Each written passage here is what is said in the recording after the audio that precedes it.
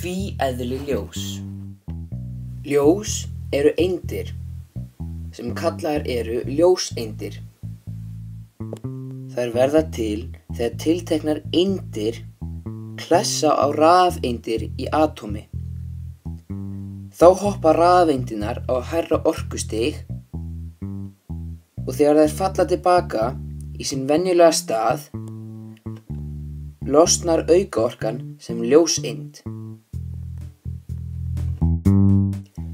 Ljóseindir eru þó alveg einstök fyrirbæri, þar sem þau hegða sér einnig eins og bylgjur. Ár 1800 var maður af nafni Thomas Young. Hann gerði tilraun sem sýndi fram á að ljós væri einnig bylgjur. Tilraunin er fólgin í því að hér er ljósgjafi sem gefur frá sér ljósbylgjur. Þetta er veggur með 2 rifum á milli. Þegar ljósið kemur, fer það í gegnum þessar 2 rifur. Þegar ljósið kemur út hinum megin, dreifir það úr sér, vegna þess að það er bylgja.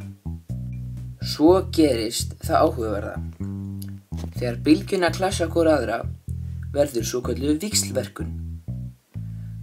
Þá eyða bylgjurnar hvorri annarri út eða styrkja hvor andra.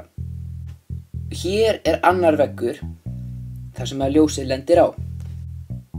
Þar sem að bylgjurnar hafa eytt hvor annarri út verður svart. Þar sem að bylgjurnar hafa styrkt hvor aðra verður liturinn sem sterkastur eða ljósið sem sterkast. Þá má sjá á veggnum munstur þar sem að svart og rautt kemur til skiptis. Þetta gera einungis bylgjur. Ef að ljós væru einungis eindir, myndu þær streyma í gegnum rifurnar 2 en aðeins lýsa upp 2 staði á veggnum.